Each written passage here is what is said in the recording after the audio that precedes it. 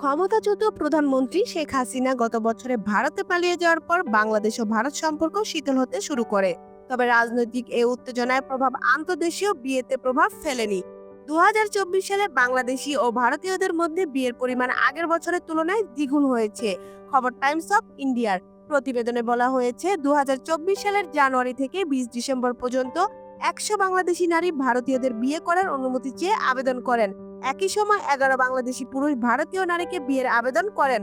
সংবাদ মাধ্যমটি আরও জানিয়েছে, গত 5 বছরের মধ্যে 2024 সালে বাংলাদেশি ভারতীয়দের মধ্যে সবচেয়ে বেশি বিয়ের নিবন্ধন হয়। 2019 সাল থেকে এখন পর্যন্ত 486 বাংলাদেশি পশ্চিমবঙ্গের ভারতীয়দের বিয়ে করার আবেদন করেন। তবে যেসব বাংলাদেশি ভারতীয়দের বিয়ে করছেন তাদের কতজন ভারতে অবস্থান করবেন সেটি নিশ্চিত নয়। কিন্তু পশ্চিমবঙ্গের এক জ্যেষ্ঠ কর্মকর্তা বলেছেন, নাগরিকত্ব আইন বিবেচনা করে বলা যায় তাদের বেশিরভাগই ভারতে থাকার সম্ভাবনা রয়েছে। ভারতের 1955 সালের নাগরিকত্ব আইন অনুযায়ী যদি কোনো দেশের নাগরিক ভারতীয়দের বিয়ে করেন তাহলে তারা ভারতের নাগরিকত্বের জন্য আবেদন করতে পারবেন। এছাড়া যদি কোনো শিশুর বাবা অথবা মা ভারতীয় হন তাহলে ওই শিশু স্বয়ংক্রিয়ভাবে ভারতের নাগরিকত্ব পাবে। রেকর্ড অনুযায়ী গত 5 বছরে 410 বাংলাদেশি নারী ভারতীয় বর বেছে নিয়েছেন।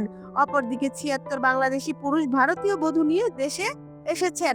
গত বছর যে 100 বাংলাদেশি নারী ভারতীয় বিয়ে করার আবেদন করেছেন তাদের মধ্যে 79 জন ছিলেন হিন্দু ধর্মাবলম্বী, 16 জন মুসলিম এবং 5 জন খ্রিস্টান।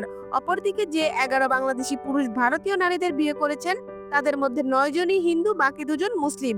এদিকে 2023 সালের অক্টোবরে পশ্চিমবঙ্গ সরকার সেখানে বিদেশিদের ভারতীয়দের বিয়ে করার পদ্ধতিটি সহজ করে দেন। এরপর থেকে বাংলাদেশি ভারতীয়দের মধ্যে বিয়ের সংখ্যা বেড়েছে।